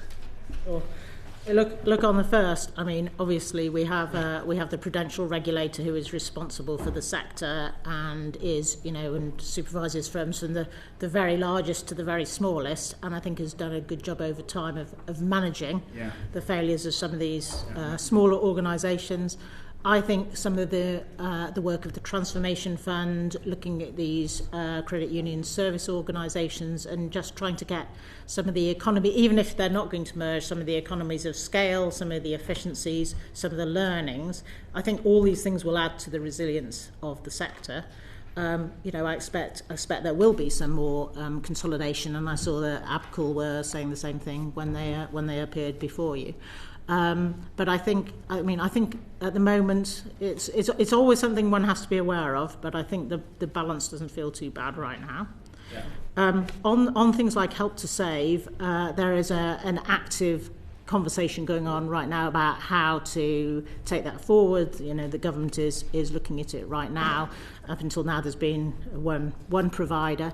Can we open it up to multiple providers? The credit unions will be an active part of that conversation because, as you say, that would be a very obvious place to go. Thank you very much. Thank you very much. And just you mentioned legislation, so it was good to hear because we obviously had concerns it was being held up. Just to be clear, on the measures on the common bond, yes, does that require legislation? Or on the common bond, yes, it will require legislation. It will require primary legislation. Okay, so that could be a bit slower. Is it primary? Would it be in the future finance bill potentially? It wouldn't. It would be in a future financial services bill, which obviously I can't say if we can have one or not, but we're always hopeful of financial services. It could be added into a wider financial services bill. Yes, it doesn't need. Okay, that's and right. then on the statutory instruments you've highlighted. And then the mutual and cooperative sectors reports and recommendations, will any of that require legislation? Definitely some of it would. Some of the things that are there would either require primary or secondary. Some of the things about, let's say, if something happens in companies law and we need to replicate it in mutuals. For building societies, we've got a power in the Building Societies Act that allows us to do quite a lot of that by secondary legislation. So it's a blend, and some of it might just be regulation as well. And then obviously the Law Commission's reviews later in 2020. It's always later, but you're hopeful that will actually report at the end of this year. I've been tracking it closely, and I believe they will report this year. Yes. Okay. Well, so there's still some. So actually, one of the things that might be needed is tidying up legislation to make it easier to do these things in secondary legislation because the primary legislation has been holding things up. Is that a consideration for the Treasury? So yeah, as you know, in some of the legislation we've been doing over the years, we've been putting more in that we can have some powers to make things by secondary legislation.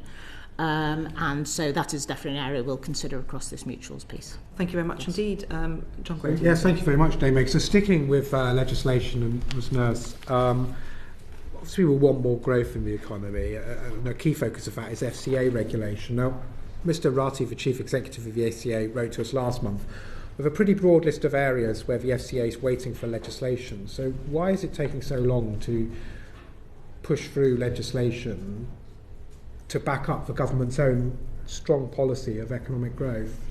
Well, we're working with the FCA across the things they raise in that letter.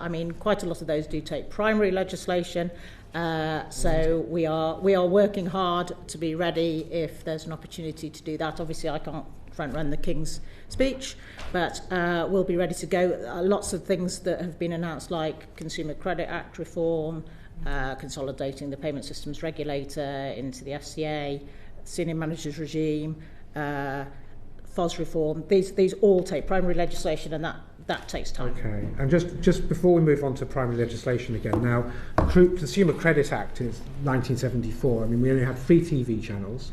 Rising Damp made its debut, and the ATM had only come in 1967. So a very different payments landscape and just lost half the room, I think. Only only myself and Mr. Dixon, and he was very young. But when will phase 2 of the consultation open on the Consumer Credit Act?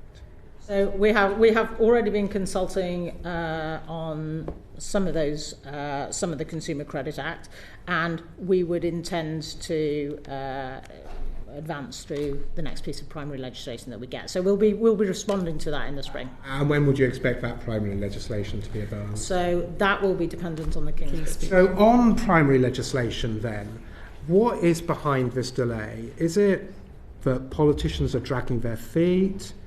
Is it that we don't have enough civil service capacity?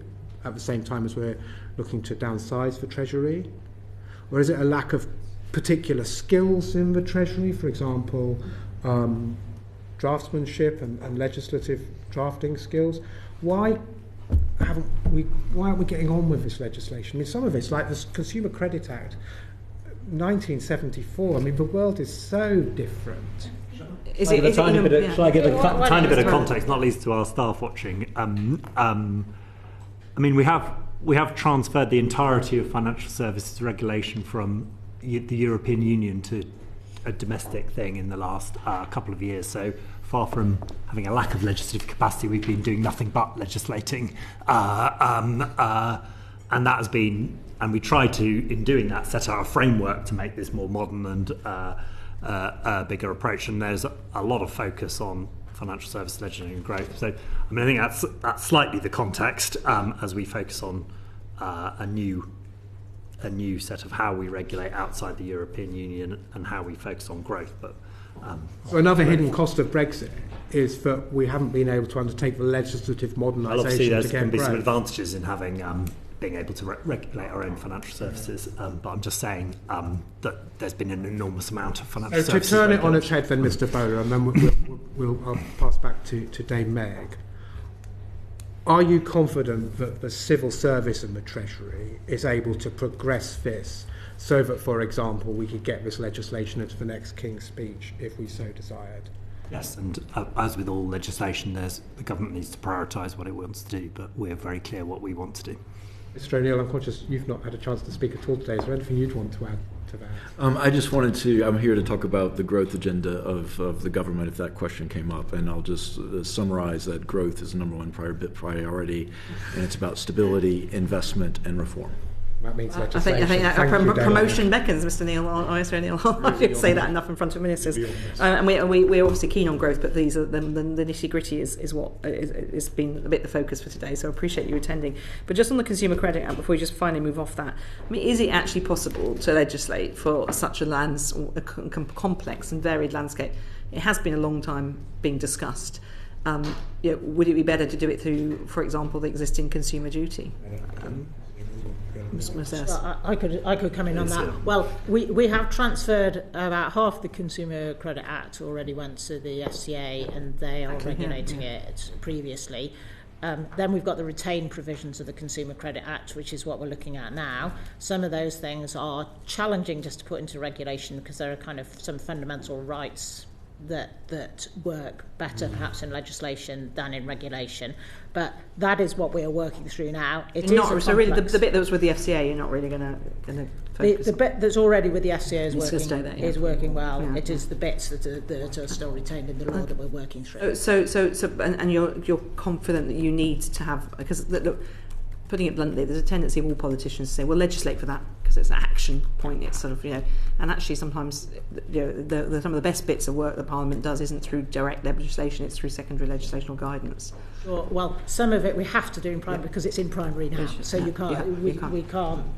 We can't amend it by secondary, so we'll have to do some of it in primary, but we will be trying to shift as much as we can into the FCA regulations so it can be more responsive. So under the customer. The consumer duty. Yeah. Fantastic. And then I just wanted one small quick question to you, I think, Mr. Bowler, on politically exposed persons. You were mentioning that we're no longer in Europe, we can set our own rules. Is there any discussion in the Treasury about how to manage it? Admittedly, it affects a small number of people, but is it something that's anything particular to say other than we're highly aware of the issues and some of the burdens that can place on both the institutions and the individuals, and continue to engage with everyone on the best way forward. Okay, well, we'll pick that up separately if we need to. Thank you very much indeed. Can I thank our witnesses very much indeed? From the Treasury, Jim O'Neill, Second Permanent Secretary James Bowler, Beth Russell, Second Permanent Secretary, and Gwyneth Nurse, Director General Financial Services. The transcript of this session will be available on the website uncorrected in the next couple of days. Thank you to our colleagues at Hansard and Bowtie for the broadcasting. Thank you very much indeed. Order.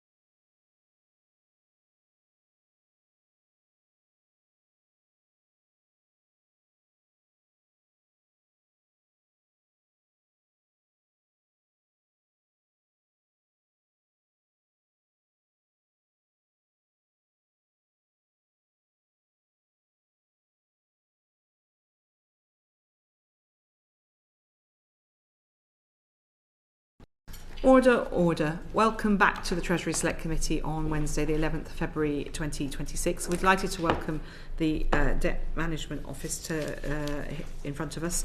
We have Jessica Pulay, the Chief Executive of that in the middle, and to her right, my left, Joe Whelan, who's the Deputy Chief Executive, and Paul Canty, who's the Managing Director for Financing Strategy at the Debt Management Office.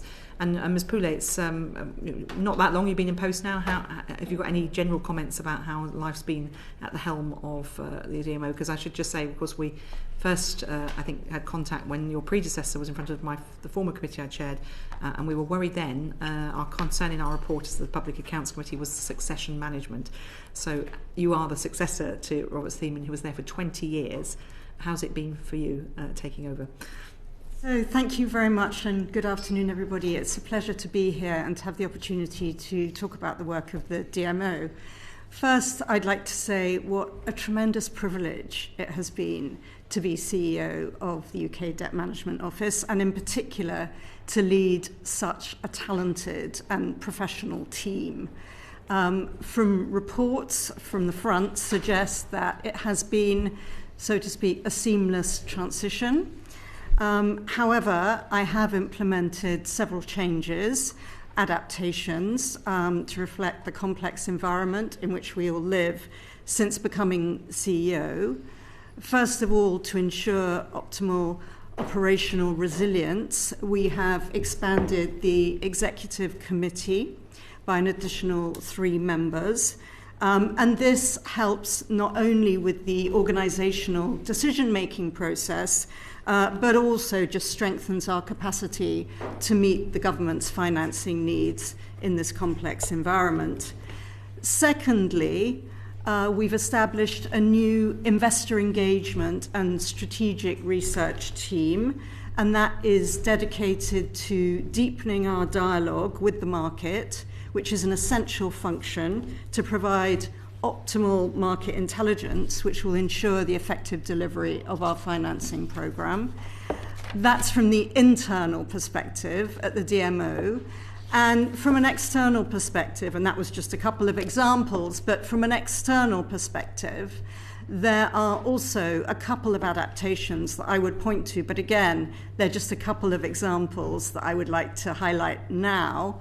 The first is that as an organisation, the UK DMO signed up to a memorandum of understanding with the Financial Markets Stability Board. We were pleased to do that in the autumn of last year.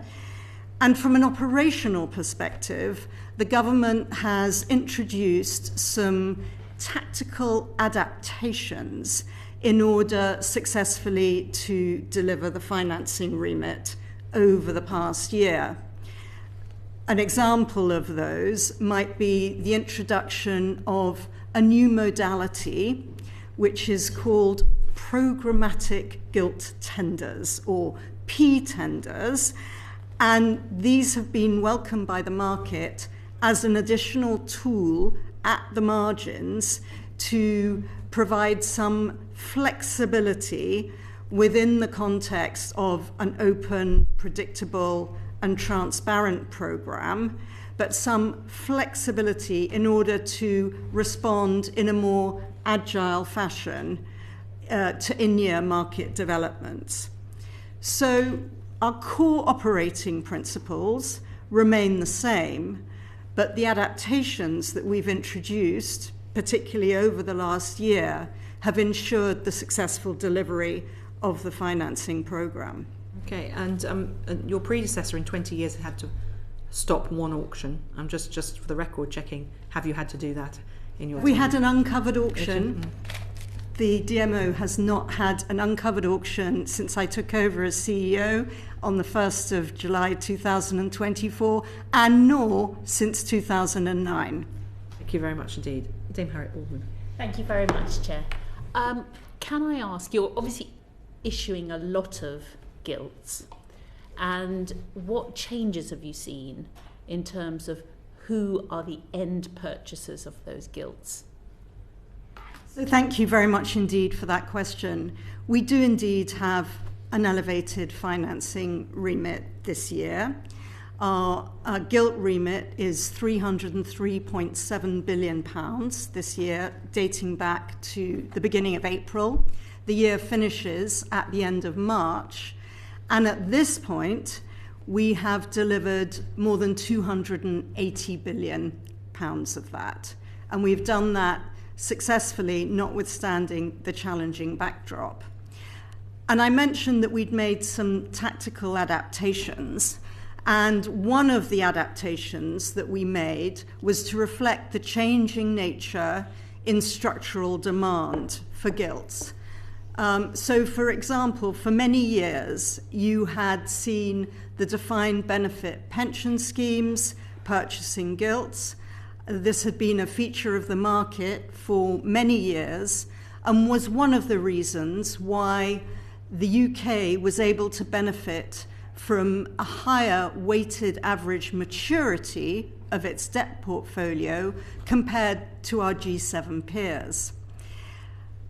Over the past few years, and this has been a trend now going back really some time, but I think it's fair to say that over 23 and 2024, the pace has accelerated.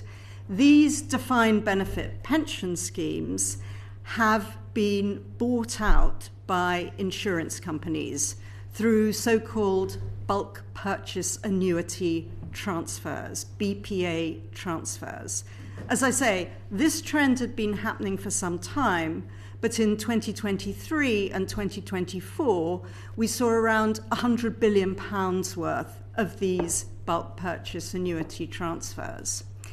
Now, it is the case that in 2025, from the early data that we've seen, that actually the pace of those transfers has actually slowed a little bit. So there is still demand from defined benefit pension schemes for long maturity gilts, and indeed for gilts across the yield curve. But it's fair to say that that structural demand, which was in place in the UK for many years, has dwindled.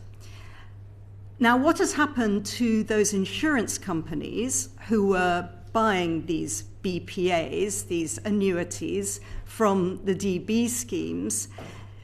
Because insurance companies are subject to a different regulatory regime than pension funds, they're subject to the so-called Solvency II regime, which means they value their assets on a swap basis, effectively, on an asset swap basis.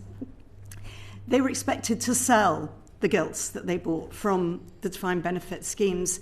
In fact, because gilts represent attractive value on an asset swap basis against other assets, for example, US corporate bonds, US corporate credit, in fact, those insurance companies have not sold necessarily the gilts that they bought from the DB schemes. Not only have they not sold them, but in certain cases, they're actually adding to their holdings. So I think it's fair to say that those are more tactical buyers, perhaps, because they're purchasing gilts on what might be called a relative value basis against other asset classes. But nevertheless, they have been buying gilts over the past couple of years. I would also point to a diverse range of other investors who are active in the gilt market. But I would note that as a result of the changing nature of structural demand for gilts, overlaid with our own assessment of cost and risk, which is analysis that we conduct every year as we set the remit, it became clear to us that from both a demand perspective and also from a cost and risk perspective, it would be appropriate for government to reduce the weighted average maturity of the issuance this year. And this has been well received by the market. We were able to do this because, as I say, we already benefited from the longest average maturity of the G7 countries. And this has also been followed by a number of other countries who've taken similar decisions. Okay, thank you very much. Perhaps, Mr. Canty, you would acknowledge that we're very dependent on the kindness of strangers in terms of the famous words of Mark Carney about issuing gilt. So what do you see internationally in terms of, have there been any shifts in the buyers of gilts? From an international investor point of view, gilt holdings have been relatively stable and also in line with other sort of peer sovereign issuers' overseas holdings as well. So there's a balance to be had there. Some of those holdings are from sterling's position as a reserve currency, which is positive for stable demand for gilts. And also some of those investors that are classified as international, the beneficial owner may well be within the UK, so it can be slightly misleading. But overall, it's been stable and in line with our peers. And are you seeing hedge funds or investment banks being bigger players in the gilt market? Yes, I think it's fair to say that hedge funds in sovereign markets and financial markets generally have increased their presence. They do play an important role in the distribution of gilts, and it's been they are an important part of the market now. Ms. Pulay, you mentioned the challenging backdrop. Could you just elaborate on what makes the backdrop challenging? I think it's fair to say that the UK gilt market, and I would say that global fixed income markets are no exception, have been subject to episodic periods of volatility over the last year. It is also fair to say that gilt markets have, as other markets have as well, responded well to these episodic periods of volatility, in the sense that gilt market functioning, which is what is important to us as a user of the capital markets, as an issuer, as the government's borrower, gilt market functioning remains within normal parameters. The challenging backdrop is higher volatility in the gilt market. That's correct. And I think at a recent committee meeting, you heard the phrase, "We live in an era of volatility." There will be episodes of volatility from time to time. And I think it's fair to say that the gilt market has reacted efficiently, that you haven't seen price gaps, that the price formation process has worked effectively, and most importantly, that against this backdrop, the government has been able to deliver its financing needs. Thank you. Ms. Whelan, with your experience with the Bank of England, can you tell us a little bit about the impact of quantitative tightening on the gilt market? Well, that's a really good question. I would say I'm looking at it from the point of view of us being a user of the market. Obviously, the whole policy purpose that the Bank of England has in terms of quantitative tightening is not really our area of expertise or anything that I would pass. No, but it has an impact on the gilt market, doesn't it? So presumably you work closely with the Bank of England in terms of feeding into them about what size of quantitative tightening you think the market can absorb on top of your own issuance. Thank you for the opportunity to elucidate that. I mean, we absolutely do work really closely with them and have very good level of cooperation at an operational level. So we're not involved in what the total quantity is that they would do. That's something for MPC. But what we do is we talk to Bank of England officials when they come to plan the operations that they need to do the gilt sales for quantitative tightening, just so that our calendar and their calendar mesh nicely. It's in everybody's interest, and it helps the market be more smoothly adjust to. You talk to them about the maturity of what they're selling and things like that, do you? That's typically dictated really from the MPC strategy. So the MPC will say they wish to sell in these maturity buckets at such and such a pace. So no, we wouldn't be involved in that. It's more at the level of the calendar design, so the bank will want to have an operation maybe on a particular day of the week or a particular week of the month, and then it's useful for them to know what we plan to do, and make sure that the operations we're doing are evenly spaced out overall. Thank you very much, Yuan Yang MP. Thank you, Chair. Just to follow on from what Dame Harriet asked about the impact of quantitative tightening, Ms. Whelan, does the DMO have its own assessment on the impact of QT on the gilt markets? That's a really good question, and you might expect us to, but from our point of view, it's really worth emphasising what kind of analysis we have to do for our particular role.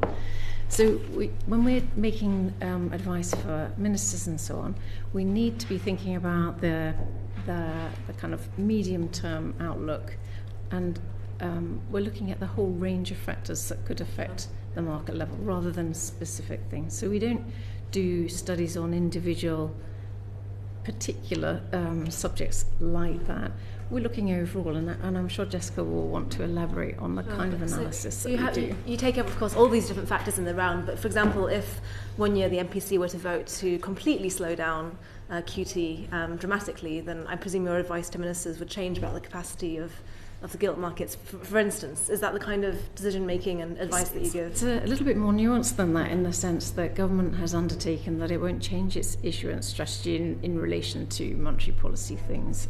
If you go way back to 2009, the Chancellor wrote to the Governor of the Bank of England to that effect in relation to QE, and the same kind of policy principle really applies in relation to anything to do with monetary policy. But what would happen in that circumstance is the market expectations would change, the whole demand structure would change, and so the dialogue that we have with the market to understand what the demand and distribution dynamics are would factor that in ultimately. But I'm sure Jessica wants to comment on some of that as well. Ms. Pulay. The only thing that I would add is that the institutional separation of responsibilities between the Bank of England and particularly the Monetary Policy Committee for setting monetary policy, of which QT is obviously a part, and the DMO's responsibility for debt management policy is very important. And I think it's fair to say that it's also important from a market perspective as well, as part of the established framework that exists between the institutions that are responsible for economic policy. Thank you very much. And short-term instruments account for only about 4% of UK government debt, compared with about 20% in America. Do you think that there's, is it feasible for us to move to a higher level of short-term debt? And what's the thinking around that? So thank you. That's a very good and very topical question, because when we talk about short-term debt, I think it's fair to say you're talking about Treasury bills, yes, which are issued at 1 month, 3 month and 6 months every Friday at 11 o'clock. We announced at the budget that Treasury and the Debt Management Office announced that we would be jointly undertaking a consultation on the T-bill market and the potential for expanding and deepening that market. That consultation opened on the 5th of January. It's still open. It closes on the 27th of February. And we would be very grateful to hear back from market participants as to what their recommendations might be in terms of the potential for broadening and deepening the market. And are you giving advice to the Treasury from your perspective on this? How does that relationship work? Are you a recipient of that, obviously, that consultation, but were you advising before the budget, and will you advise after the consultation? How deep do you get into the policy side of it? So, as you know, we're an executive agency of the Treasury. We have operational responsibility for delivering both the government's debt management objectives and the cash management objectives, of which Treasury bills form a very important part because we issue T-bills for cash management as well as debt management. Our policy is set by the Treasury, ultimately by Treasury ministers. So we provide advice throughout that process to the Treasury, including, for example, around this Treasury bill consultation, but more generally around the development of our financing programme. So what advice would you say to us about the risks of moving to more shorter maturity debt? So one of the ways in which the DMO thinks about the debt management programme is on a long-term basis. Our debt management objective is to achieve value for money over the long term, subject to risk for the UK taxpayer and for the government more generally.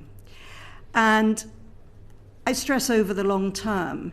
In that context, it is very important to consider issues such as refinancing risk, refisking risk, as well as other risks such as liquidity risk and execution risk.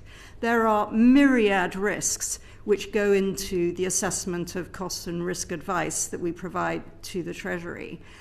And with respect to refinancing risk in particular, which perhaps plays to your question, Chair, I think it's fair to say that it might be useful to note that last year, in our annual review, the DMO published quite a lot of information about the trade-offs between these different risks and simulated different scenarios for our SKU, our remit proportion, that is the bonds that we're selling in different maturity baskets, when overlaying that with different risk parameters.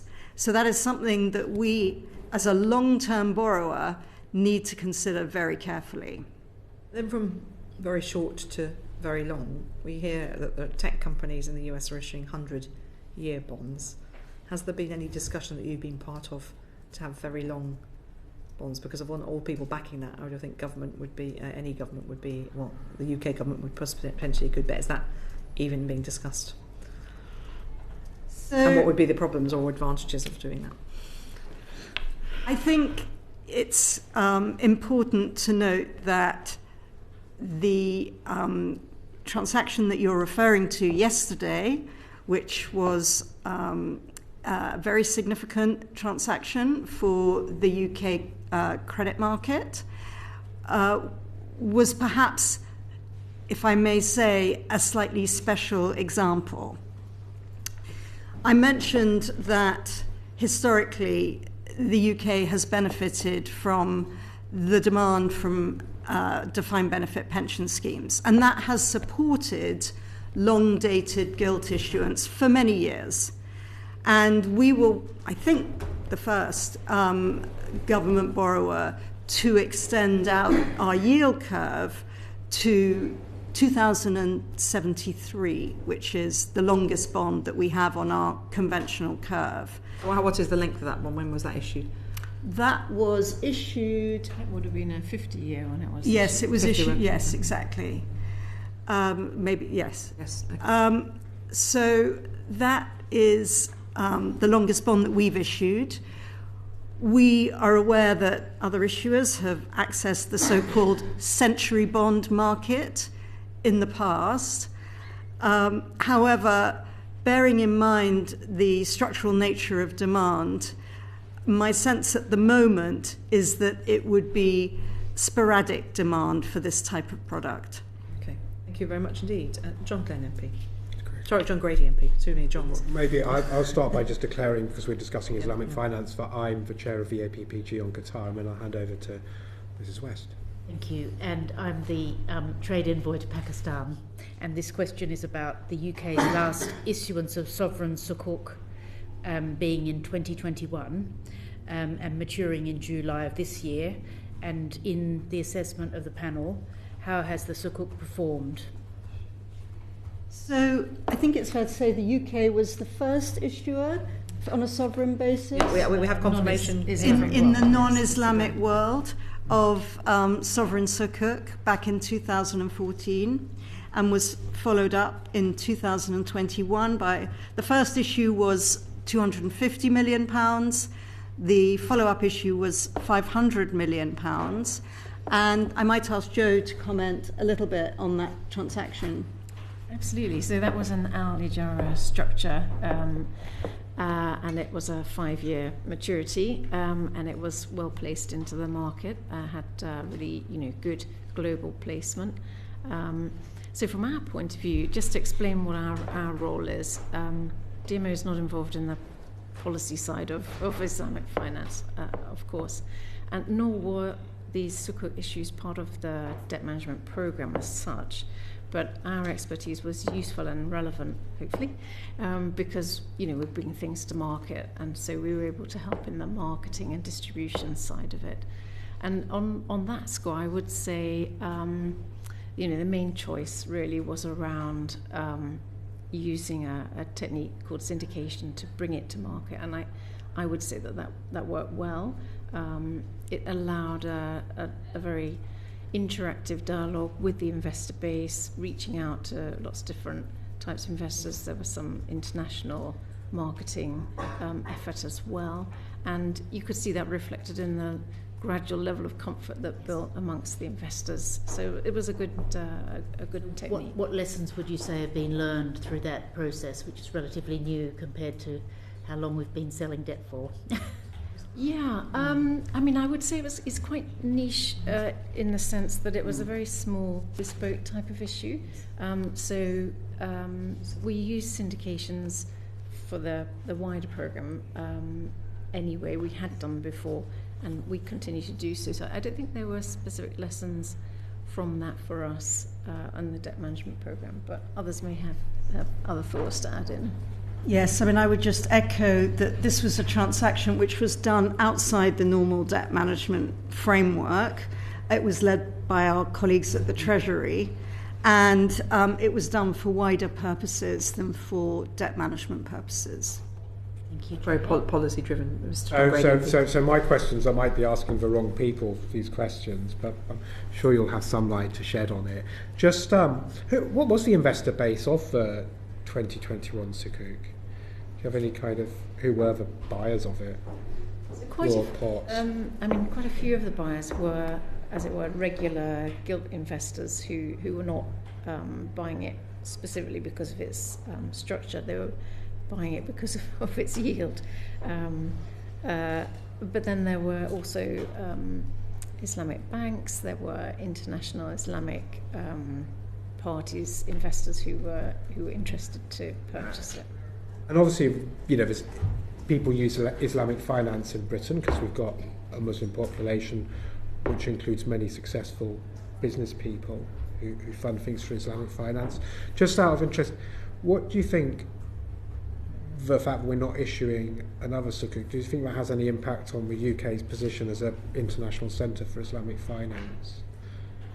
I'm afraid I'm going to have to say that you really are asking the wrong people. I think as a policy, that's I think I thought it might be. But you're confident that if you were required to issue another, you could do that.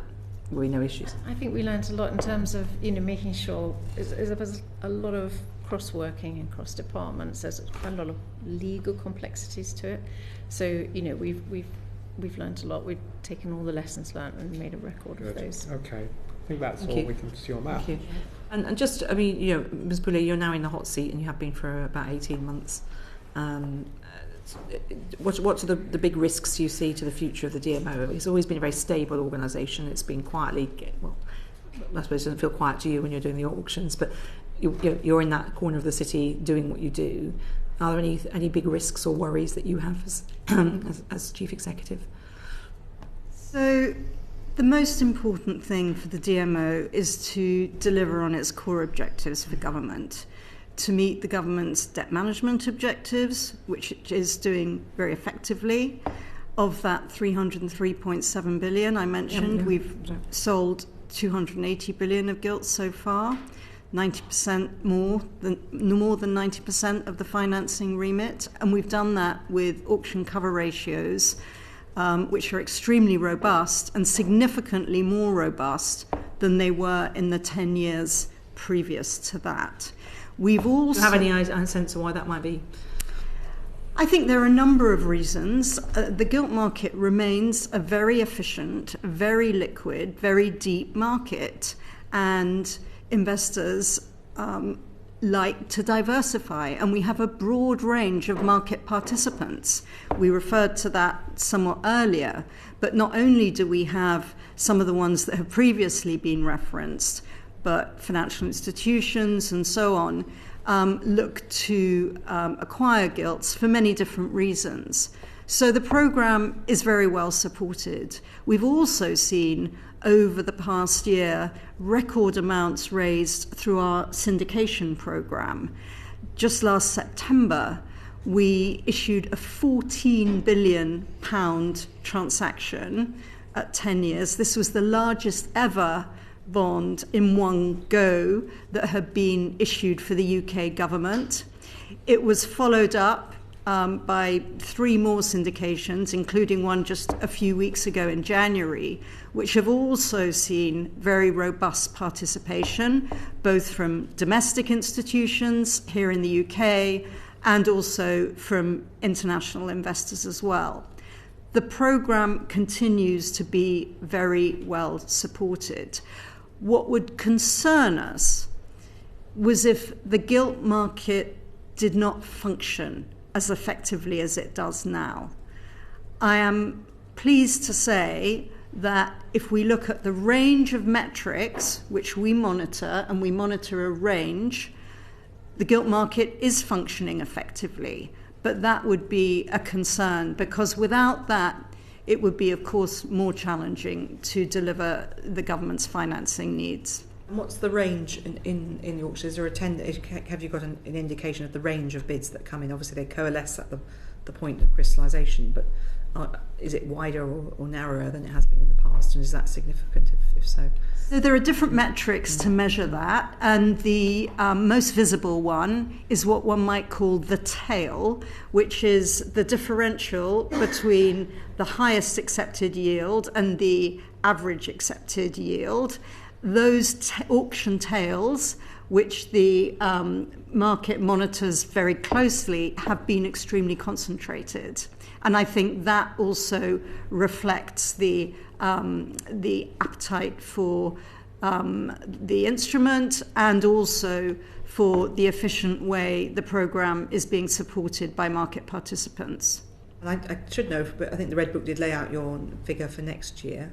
What can you remind us what that is? So our financing remit for next year will be set on the 3rd of March, following the OBR's spring forecast. Well, we can't ask you questions about that because we would put you on the spot. But if you can deliver on a 90% of the target at this point, you're on target clearly for the end of this year. Well, thank you very much indeed for your time, and thank you for what you do in the corner of government that a lot of people are perhaps not aware of, except for those who are buying gilts off you. So thank you to Jessica Pulay, Chief Executive, Joe Whelan, the Deputy Chief Executive, and Paul Canty. Thank you very much indeed. The transcript of this session will be available on the website uncorrected in the next couple of days. And thank you to our colleagues at Hansard and our broadcasting colleagues at Bowtie. Thank you very much indeed. Order, order.